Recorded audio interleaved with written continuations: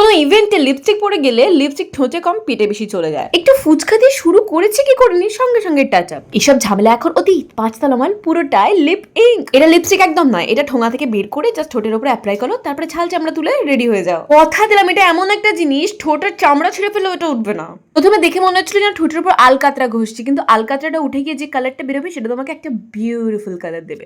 লিঙ্কটা ভিউ ব্রাইটে দেয়া আছে, যদি মনে হয় কিনতে ইচ্ছা করছে তো কিনে নিতে পারো।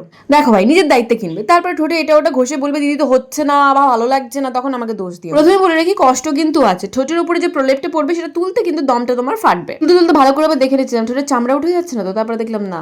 ঠিক পিল আপ মাস্কের মতো প্রথমে ঠোঁটের উপর অ্যাপ্লাই করে জাস্ট 2 থেকে 3 মিনিট ওয়েট করো, হাওয়া হুই করো, তারপরে অটোমেটিক্যালি করেই উঠে যাবে। একটা এক্সপিরিয়েন্স করলাম, এটা লাগানোর পর কিন্তু ঠোঁটটা প্রচন্ড ড্রাই হয়ে যাবে। প্রথমত প্রথম দিন তোমাকে ঠোঁটে ময়েশ্চারাইজারের উপর ময়েশ্চারাইজার, লিপ বামের উপর লিপ বাম লাগিয়ে যেতে হবে, যেটা আমাকে করতে হয়েছিল।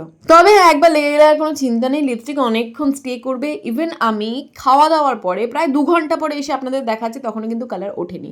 তারপরে আমি টিস্যু পেপারে মুছলাম, তখনও কিন্তু কালার উঠছে না। তার উপর নারকোল তেল দিয়ে ভালো করে ঘষলেও কিন্তু জাস্ট 0.1% উঠলো, পুরোটাই ছিল। এত কিছু করে যখন উঠলো না, আমিও আজকে বালাজি টেলিফিল্মসের মতো লিপস্টিক মেখে ঘুমাবো। কাজের মনে হলো ভিডিওটা লাইক করতে পারো, আর সাথে সাবস্ক্রাইব না করে সাবস্ক্রাইব করে দাও ভাই।